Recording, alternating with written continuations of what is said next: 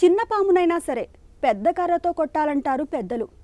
గర్భిణీ దశలో రక్తనాళాల్లో కనిపించే బ్లడ్ క్లాట్స్పై ఇలాంటి అవగాహనే అవసరం.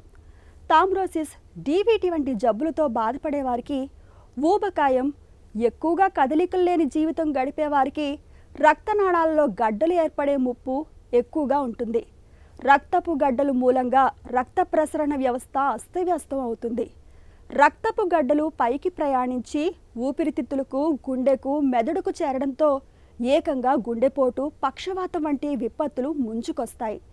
ప్రాణవాయువును అందించే ఊపిరితిత్తులు కుప్పకూలడంతో ఏకంగా మన ప్రాణాలే ప్రమాదంలో పడతాయి. ఈ నేపథ్యంలో గర్భిణీలో బ్లడ్ క్లాట్స్ ముప్పును తప్పించుకునేందుకు ఏం చేయాలో డాక్టర్ని అడిగి ఇప్పుడు తెలుసుకుందాం.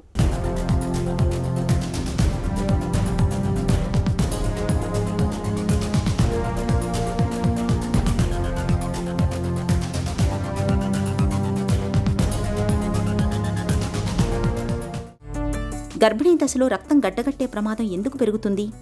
బ్లడ్ క్లాట్స్ అనేది దాన్ని మామూలుగా ఏమంటామంటే డీప్ వెనస్ థ్రాంబోసిస్ అంటాం. మోస్ట్ కామన్గా వచ్చేది ప్రెగ్నెంట్ ఫీమేల్స్లో లోవర్ ఎక్స్ట్రీమిటీస్లో వస్తుంది. అంటే కాళ్ళల్లో, అక్కడ పిక్కల్లో అక్కడ వాసినట్టు, థైస్ దగ్గర వాసి అలా వస్తూ ఉంటుంది. అది డీవీటీ అంటాం, డీప్ వెనస్ థ్రాంబోసిస్. అది ఒక్కొక్కసారి పైకి వెళ్ళి అలానే ఊపిరితిత్తుల్లో కూడా వెళ్ళొచ్చు. అంటే ఊపిరితిత్తులోకి అంటే పల్మరీ ఎంబాలిజం అంటాం అనమాట. దానివల్ల సడన్గా వాళ్ళకి గుండె నొప్పి వచ్చినట్టు అవ్వటం, షార్ట్నెస్ ఆఫ్ బ్రెత్ వస్తుంది. అలానే ఆయాసం వచ్చి బ్లడ్ సర్క్యులేషన్లో వాటిలో రకరకాల మార్పులు వచ్చి అది ఒక సీరియస్ కండిషన్ లాగా అవుద్ది అనమాట. సిమ్టమ్స్ అనేది కాళ్ళల్లోనే రక్తం గడ్డగట్టింది అనుకోండి, దానివల్ల కాళ్ళు వాపు రావటం, అది ఒక సైడ్ వస్తుంది. కొంతమందిలో రెండు వైపులా రావచ్చు, కానీ మోస్ట్ కామన్గా వచ్చేది ఒకవైపే వస్తుంటుంది అనమాట. దానివల్ల కాలు వాపు రావటం, నొప్పి రావటం, కాలు రెడ్నెస్ రావటం అటువంటి ఉంటుంది. అదే కనుక ఊపిరితిత్తులకి వెళితే దాంతో బాగా ఆయాసం వచ్చి గుండెల్లో నొప్పి రావటం అటువంటివి కూడా రావచ్చు. గర్భిణీ దశలో రక్తం గడ్డలు కట్టే ప్రమాదం ఎవరికి ఎక్కువ? వాళ్ళకి ఎప్పుడన్నా ఇంతకుముందు బ్లడ్ క్లాట్లు ఫామ్ అయినాయి అనుకోండి, అంటే ఇంతకుముందు ప్రీవియస్గా ప్రెగ్నెన్సీ రాకముందు వేరియస్ కండిషన్స్ వల్ల వచ్చిన వాళ్ళకి రిస్క్ ఎక్కువ ఉంటుంది అనమాట.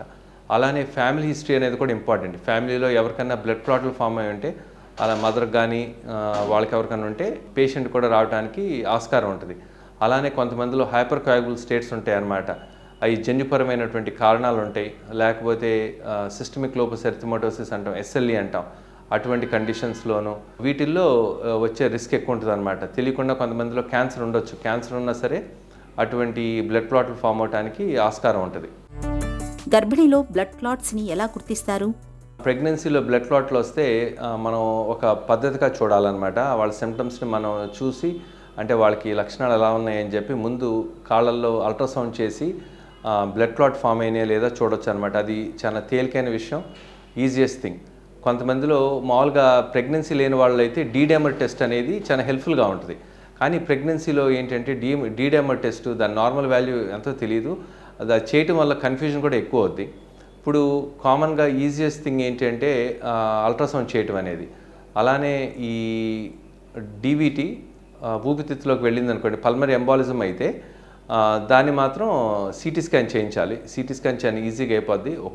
దాంతో రేడియేషన్ రిస్క్ ఉంటుంది, కానీ that is the easiest thing to do అనమాట, ఒకవేళ పల్మరీ ఎంబాలిజం అలా అటువంటి సస్పెక్ట్ చేస్తే. గర్భిణీ దశలో బ్లడ్ క్లాట్స్కి చికిత్స ఎలా ఉంటుంది? ట్రీట్మెంట్ ఆప్షన్స్ నాన్ ప్రెగ్నెంట్ పేషెంట్స్కి చేసినట్టే చేస్తాం, కానీ మనం మందులు వాడేది మాత్రం కొంచెం డిఫరెంట్గా ఉంటుందండి. ఎందుకంటే పొట్టలో ఉన్నటువంటి బేబీకి ఎఫెక్ట్ అవ్వకుండా మనం చూసుకోవాలి కాబట్టి అన్ని రకాల మందులు మనం వాడలేం.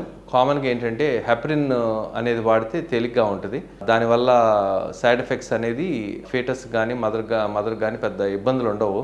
ప్లాసెంటల్ బ్యారియర్ క్రాస్ చేయనటువంటి మందులు వాడితే మంచిది, ఎందుకంటే అది వెళ్ళి బేబీని ఎఫెక్ట్ చేయకుండా ఉండడానికి చూసుకోవాలి మనం. ట్రీట్మెంట్ అనేది ప్రెగ్నెన్సీ త్రూఅవుట్ ద ప్రెగ్నెన్సీ వాడతాము. ప్రెగ్నెన్సీ అయిపోయిన తర్వాత కొంతకాలం వాడి దాని తర్వాత మనం దాన్ని ఇవాల్యుయేట్ చేయాలన్నమాట. అసలు ఎందుకు వచ్చినాయి క్లాత్స్, ఏమన్నా జన్యుపరమైనటువంటి కారణాలు ఉన్నాయా లేదా చెక్ చేసామనుకోండి, దాన్ని బట్టి మనం డిసైడ్ చేయొచ్చు అనమాట ఎంతకాలం వాడాలి ఏంటి మెడిసిన్స్ అనేది. కాన్పు తర్వాత కూడా రక్తం గడ్డలు కట్టే ప్రమాదం ఉంటుందా?